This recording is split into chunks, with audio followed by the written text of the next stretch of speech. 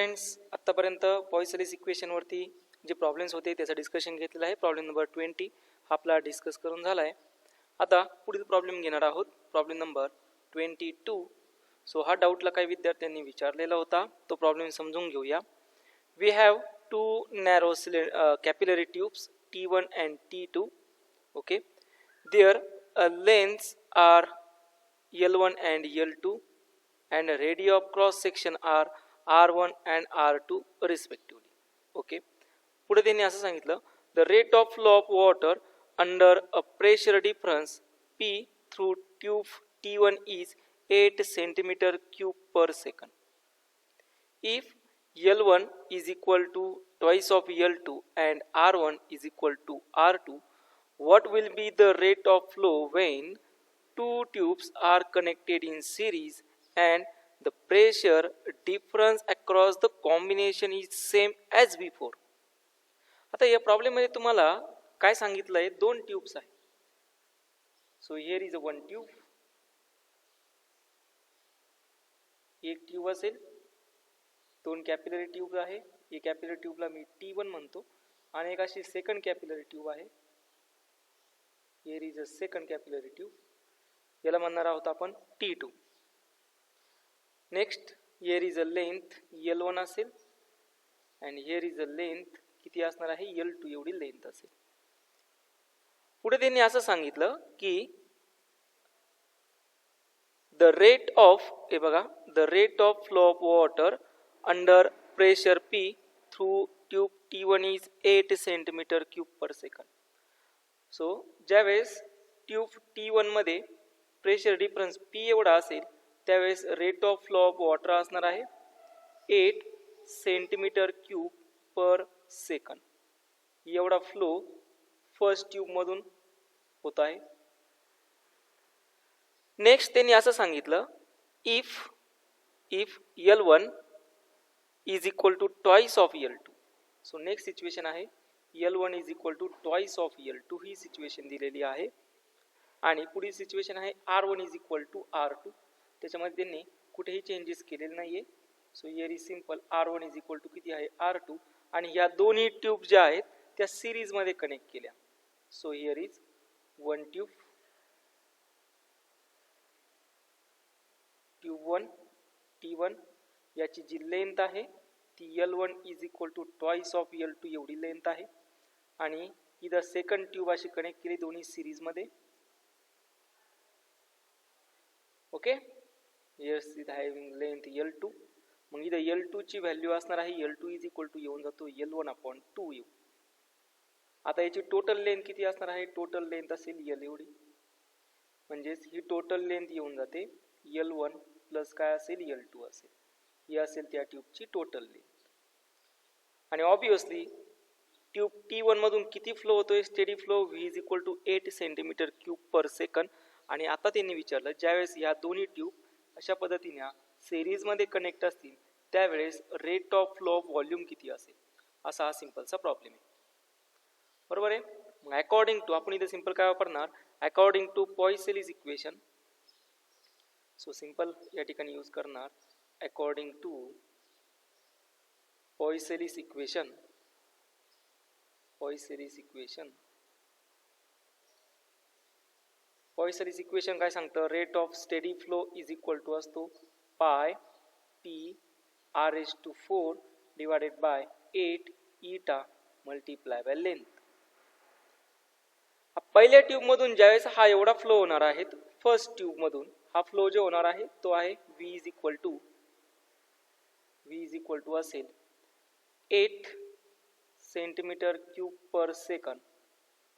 This is the flow whenever single tube, ज्यावेळेस single tube असेल त्यावेळेस एवढा फ्लो होणार आहे. आता ट्यूब कनेक्टेड केल्या म्हणजे फ्लो चेंज होणार. तो फ्लो किती असेल मग, steady flow, flow of the volume येऊन जातो बघा पाय P R⁴ डिवायडेड बाय, कारण प्रेशर डिफरन्स चेंज झाला तो फ्लो काय होतो, चेंज होऊन जातो. इथं असेल 8 ईटा मल्टिप्लाय बाय, आता लेंथ असणार आहे L1 प्लस L2. तर या ठिकाणी मी L2 ची व्हॅल्यू सबस्टिट्यूट करून देतो. L1 च्या टर्म मध्ये पाय P R⁴ डिवायडेड बाय असेल 8 eta L1 plus L1 upon 2. बरोबर आहे, कन्फर्म समजते सगळ्यांना.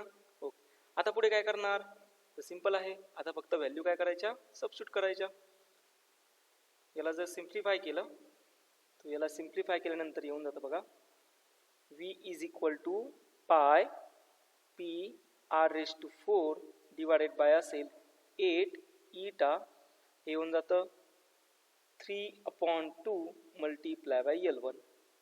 So after that v is equal to असेल 2 upon 3 multiply by pi p r raise to 4 divided by 8 eta multiply by L1.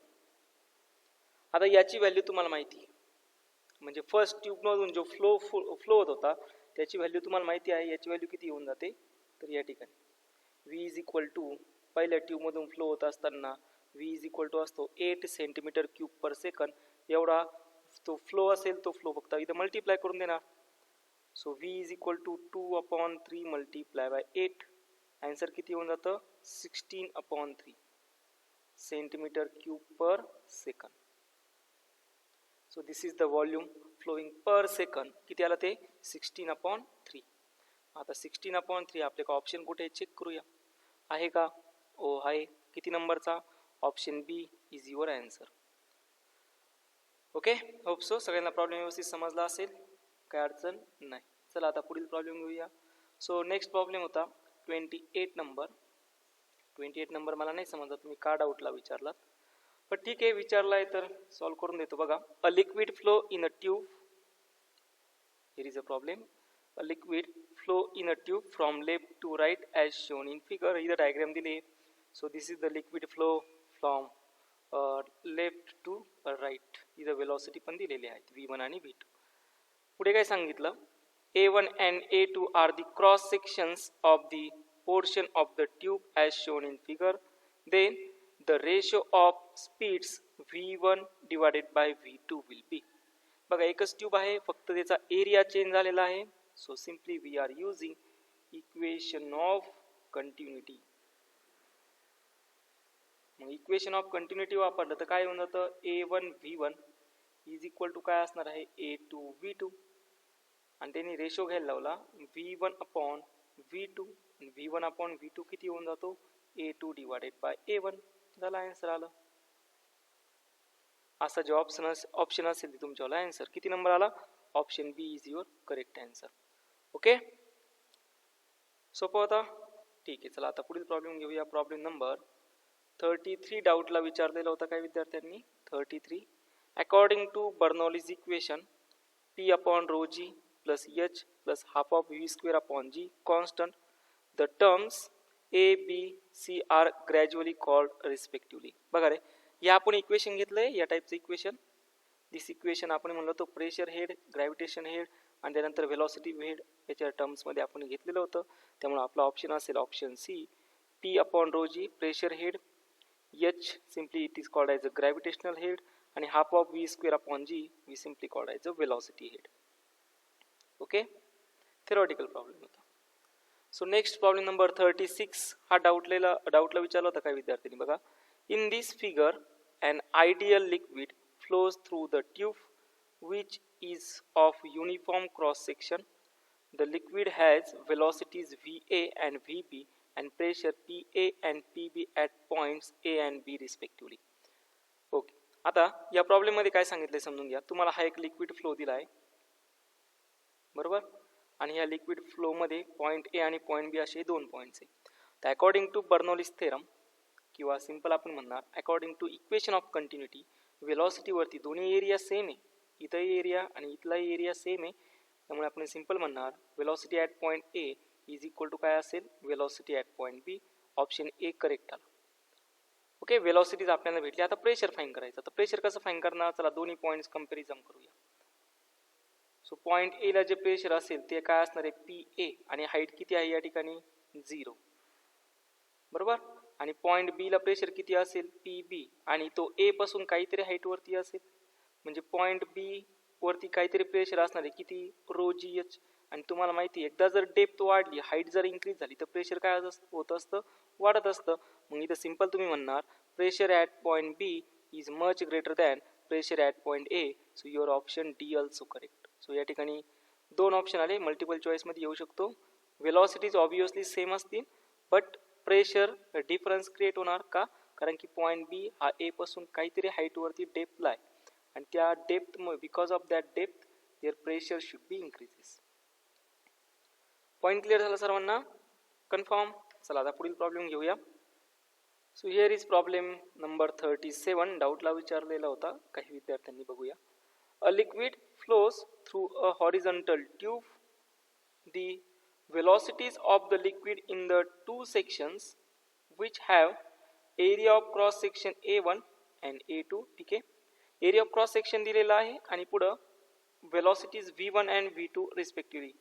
Velocity ही दिलेली आहे आणि एरिया ऑफ क्रॉस सेक्शन ही दिलेला आहे. पुढे विचारलं the difference in the levels of liquid in the two vertical tubes is H.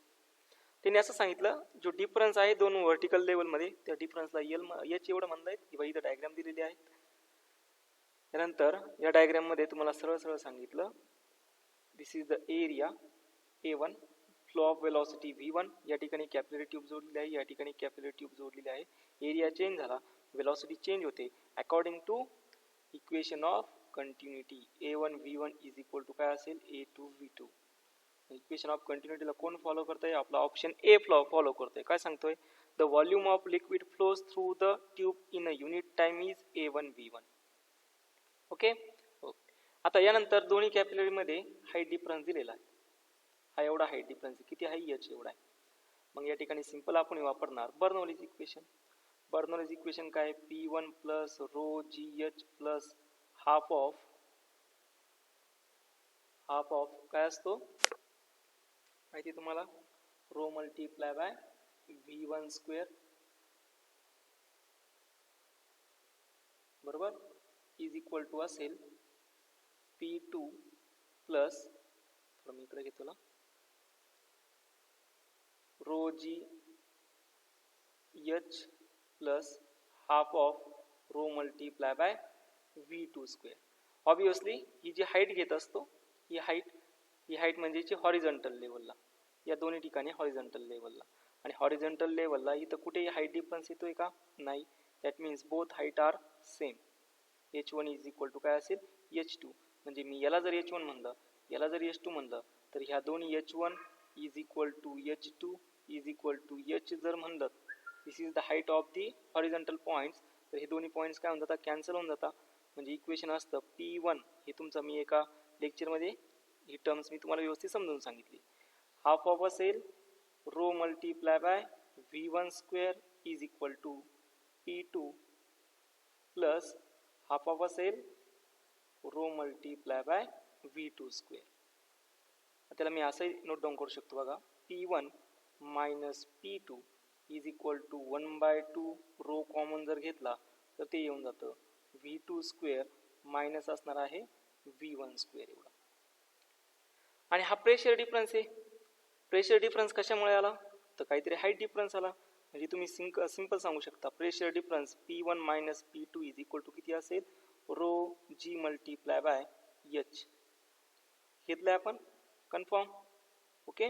मग आता P1 मायनस P2 च्या वेळी तुम्ही सिंपल टाकून देणार rho g h is equal to किती होऊन जातं, ते असेल half of rho multiply by, ते इक्वेशन पुढे येऊन जातं V2 square minus V1 square एवढं. सो याला जर सिम्प्लिफाय केलं तर V2 square minus V1 square is equal to असेल 2GH एवढं. 2GH कुठे, व्हेरी गुड, त्याला आपले option C is correct. So here you get option C is also correct, option A is also correct.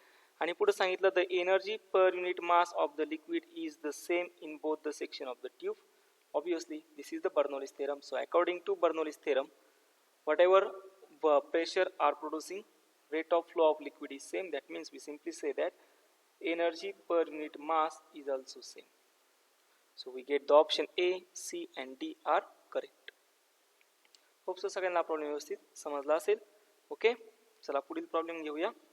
Problem number 41 is in the doubt. 41 बघूया.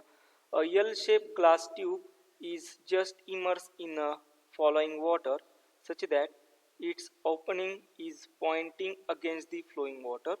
If the speed of water current is v, then बघा रे, त्यांनी काय सांगितलं, L shape tube आहे. So this is the L shape tube. या ठिकाणी या diagram मध्ये दिसत असेल तुम्हाला एल शेप ट्यूब आहे आणि या एल शेप ट्यूबचा जो ओपनिंग आहे तो व्ही, वॉटर इथून फ्लो होतोय बरोबर, आणि इथपर्यंत ते फिल झालंय. ऑब्विसली याची हाईट किती असेल, याची एवढी. मग आपला स्पीड ऑफ ई फ्लक्सचा फॉर्म्युला काय असतो, व्ही इज इक्वल टू किती असतो, रूट ऑफ 2gh. याचा जर स्क्वेअरिंग केला म्हणजे वॉटर किती हाईटपर्यंत राईज होणार आहे तर ते असतं V square is equal to 2gh आणि हाईट तुम्हाला भेटते ती हाईट आलेली आहे V square upon 2g. So very simple problems. किती हाईटपर्यंत ते लिक्विड आहे ते इन्क्रीज होत राहणार आहे तर ती हाईट आहे व्ही स्क्वेअर अपॉन 2g एवढी. सिंपल यूज करणार आपण स्पीड ऑफ ई फ्लक्सचा formula. Okay, so next problem in level 3, problem number 42. हो, चला मग प्रॉब्लेम नंबर 42 आता सॉल्व करून घेऊया. Problem is a tank is filled with water up to a height h.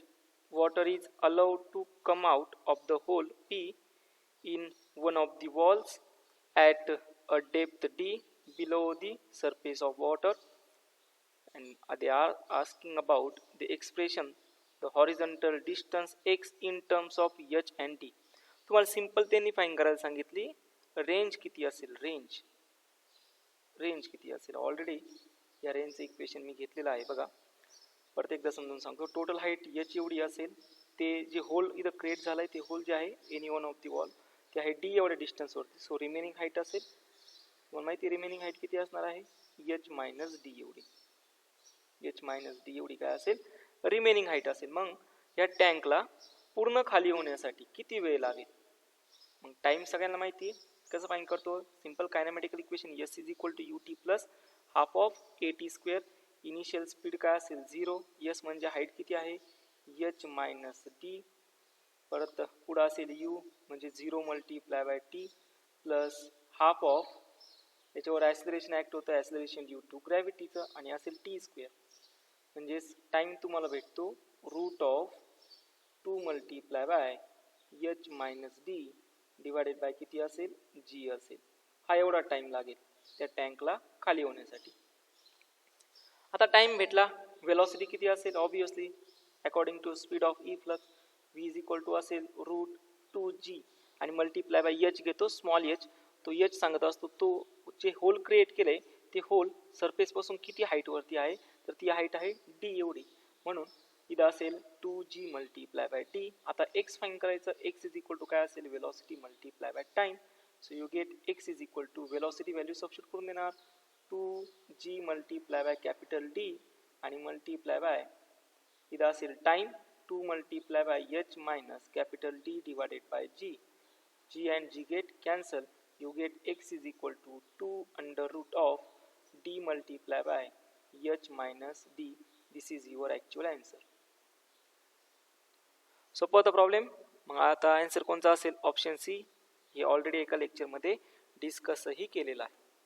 Okay, ठीक आहे. चलो next problem, problem number 45. So 45 is in doubt. Solve करूया. A streamline body falls through air from a height h on the surface of liquid if small d and capital D, and they are giving the relation capital D is much greater than small d, which is represent the density of material of the body. Okay, small d असेल ती density of material of the body असेल आणि capital D density of liquid असणार आहे respectively. And they are asking then the time after which the body will be instantaneously at rest is. तुम्हाला विचारलं time किती लागणार आहे, त्या टाइम नंतर बॉडी कुठे असणार आहे, रेस्ट इन कंडिशन असेल. Instantaneously at is rest position how much time it is required. Okay, problem सगळ्यांना समजला असेलच. So here is having one tank. या ठिकाणी टँक असेल. So here is a one tank. थोडासा इकडे सोडवतो. Okay, so here is a tank. Obviously या टँक मध्ये काय असणार आहे, वॉटर असणार आहे. Okay, now here is the water inside the tank.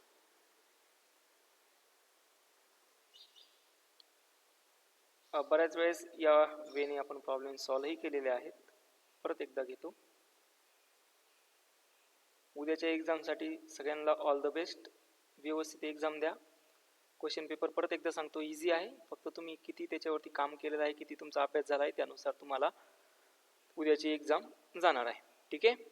Okay, so here is having one body. So we called as ही स्पेरिकल बॉडी असेल. आणि आता ही स्पेरिकल बॉडी जी आहे ती स्पेरिकल बॉडी जी खाली येते. किती हाईट वरती आहे, ती हाईट आहे याची एवढी. म्हणजे सरफेस पासून इथपर्यंतची हाईट किती असेल, याची एवढी. किती वेलॉसिटी लागणार आहे, ऑब्वियसली वेलॉसिटी असेल रूट ऑफ 2g, याची एवढी वेलॉसिटी असणार. बरोबर. ओके, आफ्टर दॅट ही जी बॉडी असेल ना, ही बॉडी वॉटरमध्ये असणार आहे. आणि वॉटरमधून त्याच्या नेक्स्ट कंडिशन जी असेल ती अशी खाली येत चालेल. आता वॉटरमध्ये ज्यावेळेस ती फिल होणार आहेत, इमर्स होणार आहेत, त्यावेळेस वॉटरसुद्धा यावरती काहीतरी फोर्स अप्लाय करणार. आणि because of that force its acceleration goes on decreases. मी अजून टर्मिनल वेलॉसिटी पाशी नाही आलो. Because of that force acceleration goes on decreases. त्यांनी टर्मिनल वेलॉसिटी नाही विचारली. हा, जर टर्मिनल वेलॉसिटी विचारली असती तर इथं बायॉन्सी फोर्स आपण यूज केला असता. पण टर्मिनल वेलॉसिटीचा त्यांनी कुठेही उल्लेख केलेला नाही. Because of that we are not using the concept of terminal velocity. Simply we see that acceleration is a zero. रेस्टला होणार आहे ना, म्हणजे ॲक्सिलरेशन काय होऊन जाईल, झिरो होऊन जाईल. तर तो ॲक्सिलरेशन झिरो होण्यासाठीचा टायमिंग त्यांनी विचारला आहे. म्हणजे फॉर एक्झाम्पल इथं कुठेतरी त्याचं ॲक्सिलरेशन झिरो होणार आणि त्यानंतर एक कॉन्स्टंट वेलॉसिटी तो मूव्ह होणार. मग इथपर्यंत येण्यासाठी ज्यावेळेस तो इन्स्टंटेनियस रेस्ट पोझिशनला आला त्यावेळेचा टायमिंग किती असेल हे त्यांनी विचारलं. मग आता ह्या टाईममध्ये मला तर माहिती आहे तो वॉटरमध्ये किती वेलॉसिटीनं डीप झालता ती भेटलेली आहे. फक्त आता मला काय फाईंड करायचं आहे, त्याचं ॲक्सिलरेशन किती असेल. हे ॲक्च्युअल फॉर्म्युला आहे, याला म्हणतो मी इक्वेशन 1. मग आता ॲक्सिलरेशन कसं फाईंड करणार. ओके, आता सगळ्यात महत्त्वाचा पॉईंट म्हणजे आता ॲक्सिलरेशन आपल्याला फाईंड करायचं. ॲक्सिलरेशन कसं फाईंड करणार, तर सिच्युएशन घेऊया ज्यावेळेस तो ऑब्जेक्ट याच्यामध्ये डीप होणार आहे.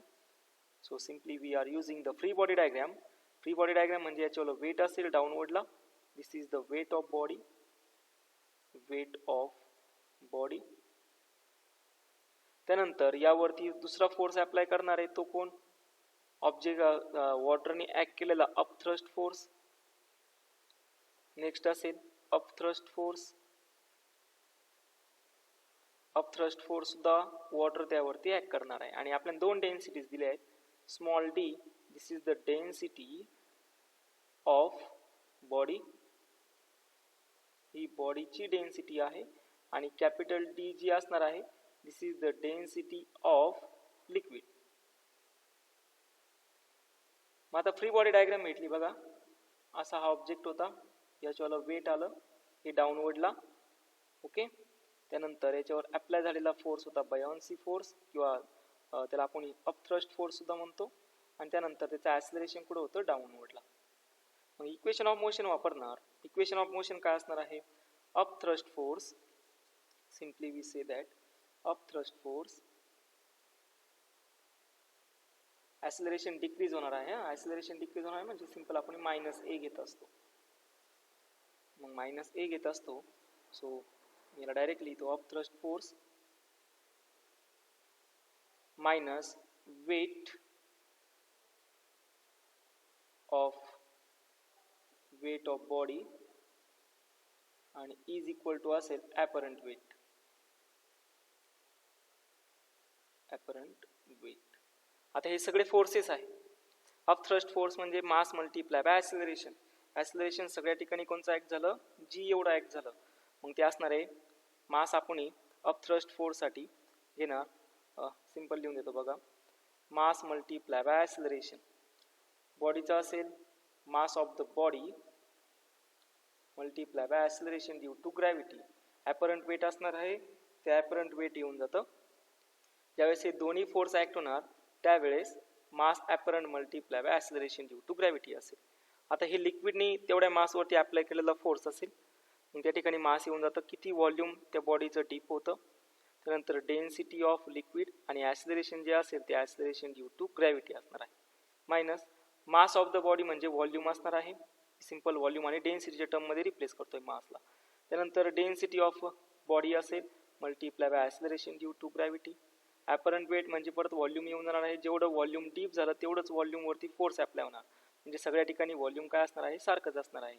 त्यानंतर या ठिकाणी ॲपरंट वेट ते असेल small D obviously weight of the काय असेल बॉडी असेल, आणि मल्टिप्लाय बाय जी म्हणजे या ठिकाणी जी नसेल इथं जी नाही आहे, इथं त्या ऑब्जेक्टचं ॲक्सिलरेशन आहे जे की कमी होत आहे. त्याला मायनस साईन न घेता मी फक्त काय केलं, वेटला मायनस साईन घेतलं. ओके, सो इथं असेल ए.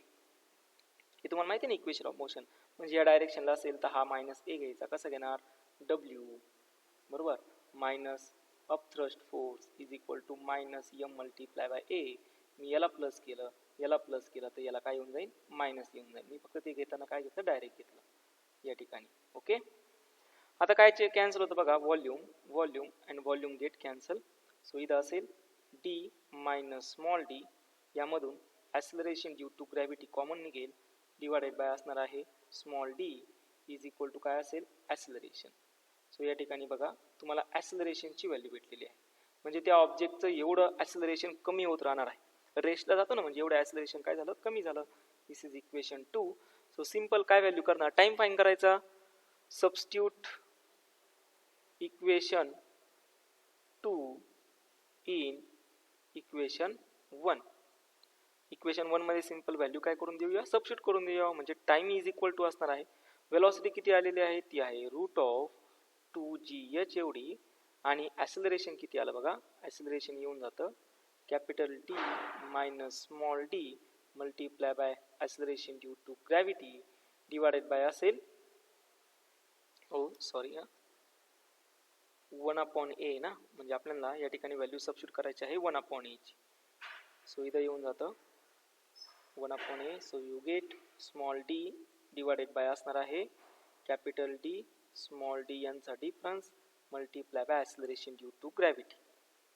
ऑब्वियसली ही टर्म्स अंडर रूटमध्ये असेल आणि ही अंडर रूटच्या बाहेर असेल. सो याला सिंपल जर केलं म्हणजे जी जर मध्ये आला तर तो जी स्क्वेअर येऊन जातो, ते येऊन जातो रूट ऑफ 2h. इथं असेल रूट ऑफ 2h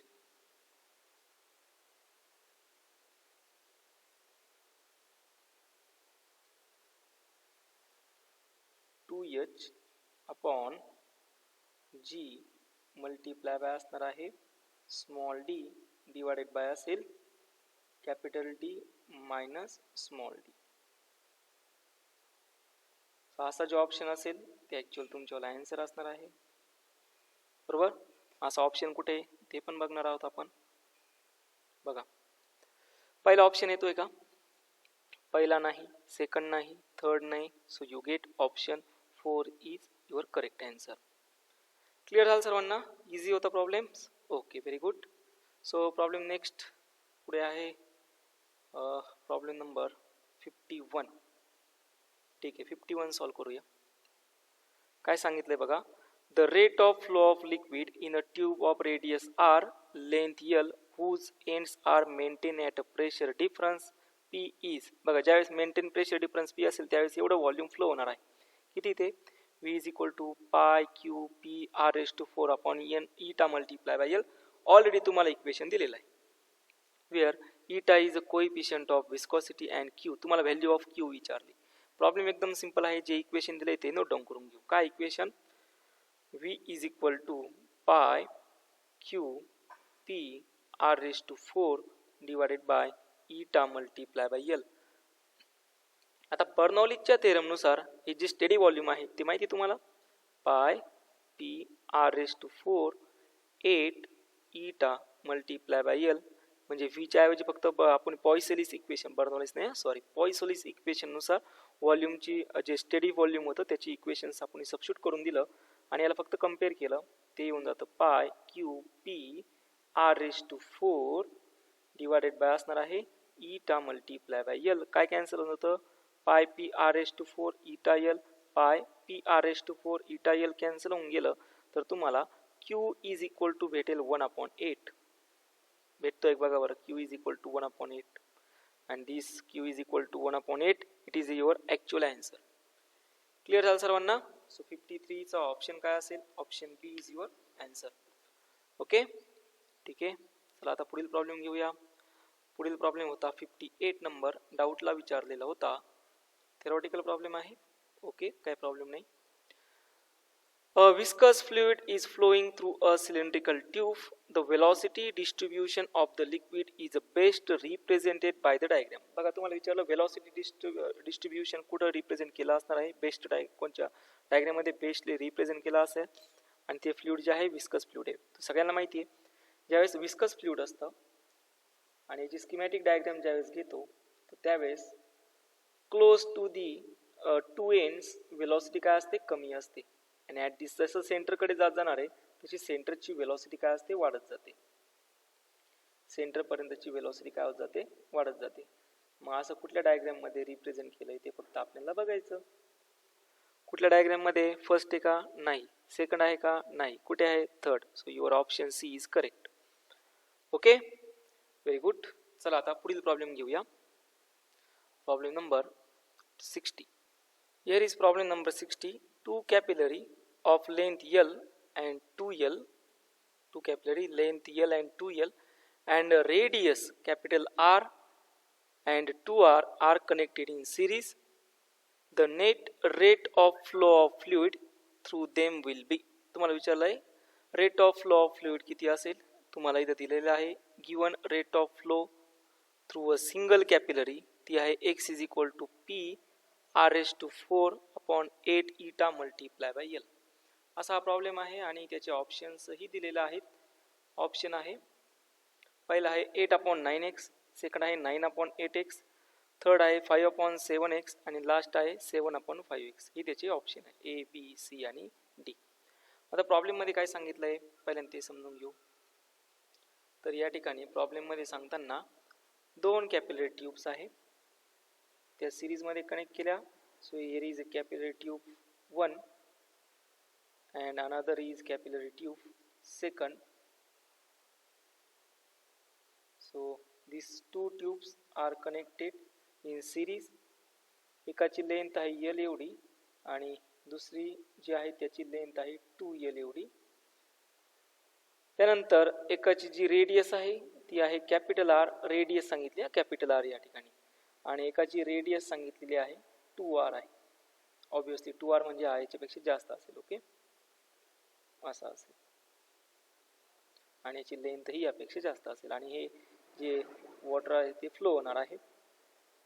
मग आता दोन सिरीज मध्ये आले तर इफेक्टिव्ह रेजिस्टन्स किती असेल मी याला आता स्मॉल r म्हणतो. Okay small r effective is equal to असेल r1 plus r2 radius r1 plus radius r2 sorry radius नाही म्हणता येणार resistance R1 due to tube T1 and resistance R2 due to tube काय असेल T2 आणि resistance कसा लिहितोय सगळ्यांना तुम्हाला माहिती 8 eta multiply by L divided by pi radius ची पॉवर काय असते 4 म्हणजे R1 रेस टू किती असेल 4 प्लस येऊन जातं तो असेल 8 eta इथं लेंथ L1 इथं लेंथ असेल L2 डिवाइडेड बाय असणार आहे pi R2 रेस टू किती असेल 4 असेल. आता व्हॅल्यू दिलेले आहेत तुम्हाला बरोबर. L1 इज इक्वल टू किती सांगितलं L सांगितलं आणि L2 इज इक्वल टू किती सांगितलंय त्यांनी 2L एवढं सांगितलंय. Beyond that radius R1 is equal to किती घ्यायला सांगितलं R एवढं घ्यायला सांगितलेलं आहे आणि radius R2 is equal to किती घेणार 2R एवढं घेणार. सो इफेक्टिव्ह रेजिस्टन्सच्या व्हॅल्यू सबस्टिट्यूट करून घेऊया. ठीक आहे काय होऊन जातं बघा 8 इथं असेल 8 eta multiply bye L divided by पाय R रेस टू किती असेल 4 असेल प्लस येऊन जाणार आहे 8 eta पुढे असणार आहे L2 ची व्हॅल्यू असणार आहे या ठिकाणी 2L डिवाइडेड बाय पाय R2 किती आहे या ठिकाणी 2r⁴ आणि याला जर सॉल्व केलं तर हा R इफेक्टिव्ह तुम्हाला भेटतो. हे किती असेल 16 म्हणजे इथे येऊन जातं 8. सो इथं असणार आहे 9/8 मल्टिप्लाय बाय येऊन जातो 8 eta L डिवायडेड बाय पाय r⁴. आणि आपल्याला गिवन इक्वेशन दिलं आहे rate of flow x is equal to pi p capital r⁴. हे बघा या ठिकाणी दिलं आहे इक्वेशन, बरोबर ना. या ठिकाणी दिलेलं इक्वेशन आहे आणि हेच इक्वेशन मी फक्त इथं नोट डाऊन करतो. पाय p r⁴ डिवायडेड बाय असणार आहे 8, बरोबर आहे 8 eta multiply bye L. 8 eta multiply bye किती असेल L आणि ही व्हॅल्यू जर इथं सबस्टिट्यूट केली तर आपल्याला ते इक्वेशन मिळून जातं. रेट ऑफ फ्लो भेटतो तुम्हाला, तो असेल 8/9 मल्टिप्लाय बाय x एवढा. हा एवढा रेट ऑफ फ्लो असेल. मग एवढा रेट ऑफ फ्लो जर असणार आहे तर इक्वेशन आपलं जे आन्सर येतं ते आन्सर आहे आन्सर फर्स्ट. प्रॉब्लेम इझी होता, सगळ्यांना समजला असेल असं कन्सिडर करतो आणि 61 नंबरचा प्रॉब्लेम घेतो. When a body falls in air the resistance of air depends to great extent on the shape of body. Great extent on the shape of body. 3 different shapes are given. Identify the combination of air resistance which truly represent the physical situation. बघा रे तुम्हाला विचारलंय maximum air resistance कुठल्या बॉडीला apply झालेला असेल. Actually हा common सेन्सचा problem होता. कसं disk आहे, बॉल आहे आणि ही थर्ड सिगार शेप आहे. यामध्ये सगळ्यात ज्याचा एअर सोबत ज्याचा जास्त एरिया ऑफ कॉन्टॅक्ट असेल, बघा या ठिकाणी जर एअर असेल ना अशी एअर, इथे सुद्धा अशी, मग आपण सिंपल काय म्हणणार कुठल्या बॉडीचा एरिया ऑफ कॉन्टॅक्ट एअर सोबत जास्त आहे तर बॉडी एचा. एरिया ऑफ कॉन्टॅक्ट याचा बॉडी एचा जर एअर सोबत जास्त असेल तर इथं maximum force air resistance apply होणार. म्हणजेच आता आणि ॲज कम्पेअर टू सेकंडकडे जर गेलो तर याच्यापेक्षा कमी एअर रेजिस्टन्स यावरती ॲक्ट होणार आणि थर्डकडे जर गेलो तर मिनिमम एअर रेजिस्टन्स ॲक्ट होणार. सो आपला ऑप्शन जो असेल तो ऑप्शन कोणता येतो सी, बरोबर. कॉम्बिनेशन ऑफ एअर रेजिस्टन्स 3 वरती मिनिमम असेल ॲज कम्पेअर टू 2 आणि 1 वरती सगळ्यात जास्त असणार आहे. सो सिंपल प्रॉब्लेम होता, ठीक आहे. Okay, so now here is problem number 64. Second last problems are in a doubt. Problem काय आहे ते बघूया. What is the velocity v of a metallic ball of radius r falling in a tank of liquid at the instant when its acceleration is 1/2 that the freely falling body. बघा रे तुम्हाला विचारलंय velocity of metallic ball किती असेल ज्याची radius r असताना टँकमध्ये तो object ज्यावेळेस drop होणार आहे त्यावेळेस, आणि ॲक्सेलरेशन ड्यू टू ग्रॅव्हिटी दिलेला आहे हाफ आहे आणि पुढे दिलं आहे density of metal and of liquid r rho and sigma respectively. The viscosity of the liquid is eta. मग आता हा जो प्रॉब्लेम आहे हा ॲक्च्युअल प्रॉब्लेम डिपेंड झाला टर्मिनल वेलॉसिटीवरती आणि सगळ्यांना माहिती आहे टर्मिनल वेलॉसिटीचं इक्वेशन जे असतं what is the terminal velocity. So terminal वेलॉसिटीचं जे इक्वेशन येऊन जातं, so here is the terminal velocity is equal to असते 2/9, बरोबर ना. त्यानंतर पुढे असणार आहे r² upon eta multiply by density difference. Density किती आहे, मेटलची डेन्सिटी आहे रो आणि लिक्विडची डेन्सिटी आहे सिग्मा आणि मल्टिप्लाय बाय असणार आहे ॲक्सेलरेशन ड्यू टू ग्रॅव्हिटी. आता पुढे त्यांनी असं सांगितलं की ही ॲक्सेलरेशन ड्यू टू ग्रॅव्हिटी आहे ती हाफ आहे 1/2 ऑफ जी असेल. सो सिंपल व्हॅल्यू सबस्टिट्यूट करून जर दिली तर येऊन जातं बघा r² g upon 9 eta multiply by rho minus sigma. हा जो ऑप्शन असेल हे तुमच्याला आन्सर असणार आहे. असा ऑप्शन कुठे, so r² g upon 9 eta rho minus sigma. So this is your option C is correct. Okay, सोपा होता प्रॉब्लेम, व्हेरी गुड.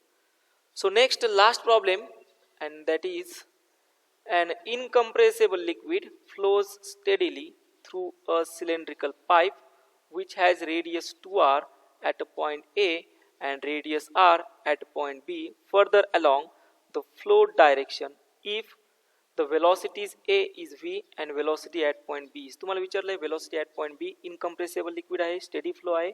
सिंपल काय वापरा, equation of continuity. By using equation of continuity A1 V1 is equal to काय असणार आहे A2 VT. कशावरून ठरवलं तर सिंपल आहे बघा, या ठिकाणी फ्लो डायरेक्शन दिले आहे, रेडियस दिलेली आहे, वेलोसिटी ॲट पॉईंट ए साठी V, वेलोसिटी ॲट पॉईंट बी साठी तुम्हाला विचारलंय, म्हणजे तुम्ही सिंपल काय वापरणार इक्वेशन ऑफ कंटिन्युटी. बरोबर. मग इक्वेशन ऑफ कंटिन्युटी मध्ये एरिया असतो R square, pi R square cancel होऊन जातो, म्हणजे पाय आणि पाय गेट कॅन्सल. इथं असणार आहे R1 स्क्वेअर V1, इथं असणार आहे R2 square V2. Radius pipe ए मधून फ्लो होताना रेडियस आहे 2r. मग रेडियस जर 2r असेल तर हे येऊन जातं 4r1 स्क्वेअर V1.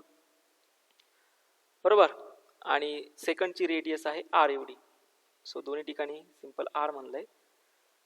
सो या ठिकाणी मी फक्त r घेतो. ठीक आहे. आणि पाईप ए साठी जी वेलोसिटी आहे ती वेलोसिटी आहे v एवढी. सो इथेही मी काय घेणार आहे, फक्त v घेणार आहे. ओके. आणि R2 जी रेडियस आहे ती R2 रेडियस तुम्हाला विचारली आहे, ती आहे दिलेली आहे r स्क्वेअर, आणि वेलोसिटी b तुम्हाला फाइंड करायला सांगितली. मग कसं फाइंड करणार बघा, r square get cancel. So velocity b is equal to किती आलं 4v. वेलोसिटी b किती आला 4v. This is your answer. 66 चा ऑप्शन काय आला डी. आणि या ठिकाणी तुमच्यावाला डे होमवर्क डे 5 to 10 मधील सर्व डाऊट्स हे क्लिअर झाले. याच्या व्यतिरिक्त कोणाचा काही डाऊट राहिला असेल तर तुम्ही मला सांगा, मी तुम्हाला पर्सनली पाठवून देईन. ओके. होप सो आजचं लेक्चर तुम्हाला सर्वांना समजलं असेल. आता तुमच्यासाठी उद्याची एक्झाम आहे.